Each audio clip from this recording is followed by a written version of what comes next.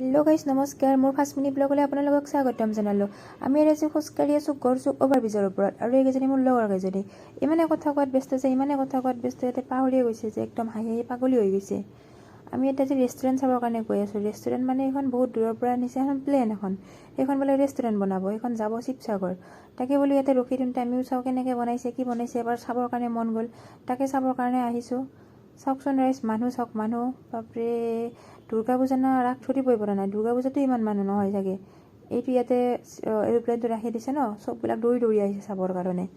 ইমান ধুনীয়া ৰেষ্টুৰেণ্টটো তো শিৱসাগৰত বনাব হেনো, ইয়াৰ লৈ যাই আছে এতিয়াতে, ইয়াতে ৰখাই দিছে অলপ দেৰি, তাৰপাছত আকৌ গুচি যাব।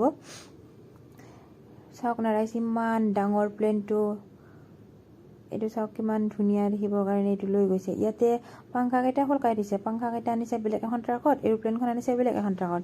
কাৰণ পাংখাকেইটাতো লগাই কিনে লৈ যাব নোৱাৰে ন, ৰাস্তাত গছ গছনি, লাইনত তাৰ, কাৰোবাৰ ঘৰৰ বাৰান্দা, কাৰোবাৰ ঘৰৰ মুধা চব উৰাই লৈ যাব।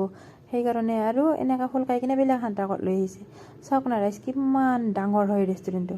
মোৰ লাৰি চাব এবাৰ মন গৈছিলে, যিহেতু আমি উঠি পোৱা নাই। কিন্তু কি কৰিব ৰাইজ, বহুত মানুহ লাজতে নালাৰিলোঁ। ভাবিব কি বাপৰে, এৰোপ্লেনটো লাৰিয়ে পোৱা নাই নে, লাজতে নালাৰিলোঁ, লাজে লাগি গ'ল নহয়। এতিয়া দূৰৰ পৰা এনেকৈ আৰু চালোঁ আৰু।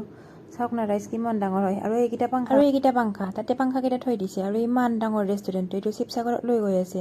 বাই বাই গাইজ, নতুন এটা মিনি ব্লগত আকৌ লগ পাম।